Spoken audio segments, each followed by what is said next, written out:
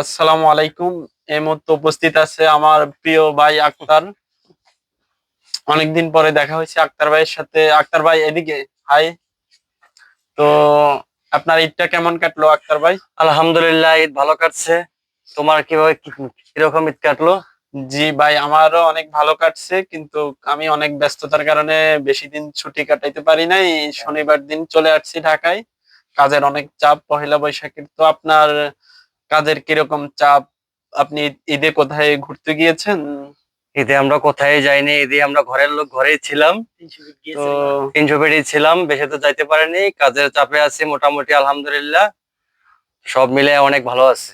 তো সবাইয়ের বউ তো চাই জামাই হাজবেন্ডকে নিয়ে একটু ঘুরতে, তো আপনার বউ কি চাই নাই আপনাকে নিয়ে একটু ঘুরতে? আমরা না হয় বিয়ে শাদী করি নাই, আমাদের বিষয়টা ভিন্ন। আপনার ভাবি? আমরা ঘুরিনি এমন কোনো কথা না, ঘুরেছি কিন্তু বেশি দূর যাইতে পারিনি, শর্টকাটে ঘোরাফেরা করেছি। মাশাআল্লাহ, তাহলে আপনি ভাবিকে নিয়ে অনেক সুখী। বুঝতে পারলাম আলহামদুলিল্লাহ ভাবি অনেক মেচিওর, এবং কি আপনি যা বলেন তাই শুনে।